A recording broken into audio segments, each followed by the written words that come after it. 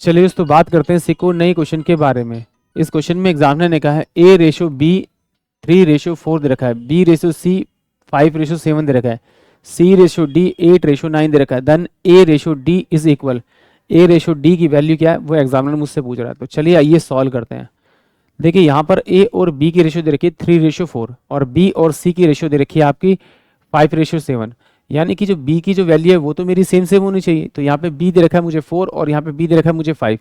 इन दोनों का अगर एलसीएम निकालूंगा तो एलसीएम मेरे पास में 20 आएगा। जो इनका एलसीएम आएगा वही मेरी B की वैल्यू आएगी। यानी B का तो रेशियो मुझे मिल गया कितना आपका 20 है, B की वैल्यू 20 है। तो अब A के लिए वैल्यू निकाली, तो A के लिए इस वाली वैल्यू को आप इससे मल्टीप्लाई कर दिए तो A की वैल्यू कितनी आ जाएगी आपकी 15। ये मेरे पास में अब मुझे निकालनी है C की। तो अब इस 4 को इससे मल्टीप्लाई कर दीजिए तो 7 चौक 28, यानी कि ये मेरे पास में क्या आ गई आपकी C की वैल्यू आ गई है। अब जो मुझे C की वैल्यू मिल गई तो C की वैल्यू यहाँ पे कितनी रखी है मुझे 8 और D की वैल्यू कितनी है आपकी 9। तो इसकी रेशियो निकालनी है किसकी A और D की।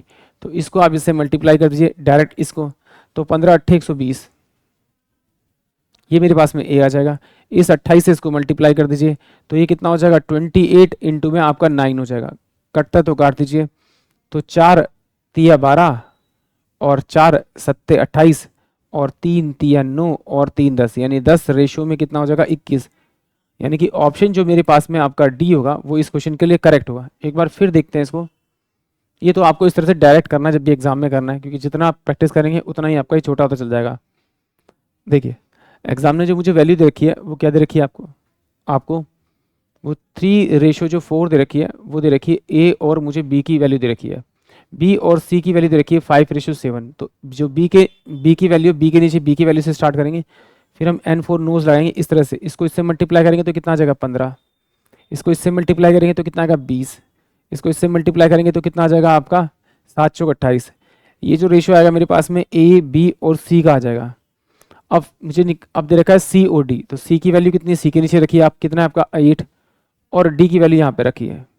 फिर इसको सेम मल्टीप्लाई की, इससे इसको मल्टीप्लाई करेंगे 15 इंटू में 8 इसकी वैल्यू आ जाएगी रेशियो में, 20 इंटू में 8 किसकी वैल्यू आ जाएगी आपकी बी की आ जाएगी।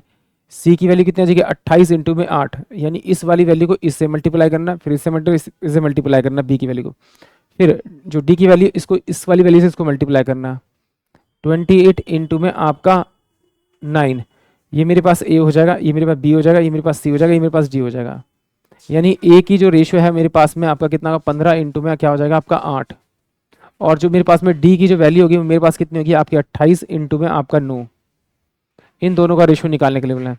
तो ये 3 पंजे 15 और 3 तिया 9, तो 4 दूनी 8 और 4 सत्ते 28, यानी कि 10 रेशियो में कितना आ जाएगा 21। यानी कि ऑप्शन जो मेरे पास में आपका डी होगा वो इस क्वेश्चन के लिए करेक्ट होगा। आई होप आप सभी को क्वेश्चन समझ में आया होगा।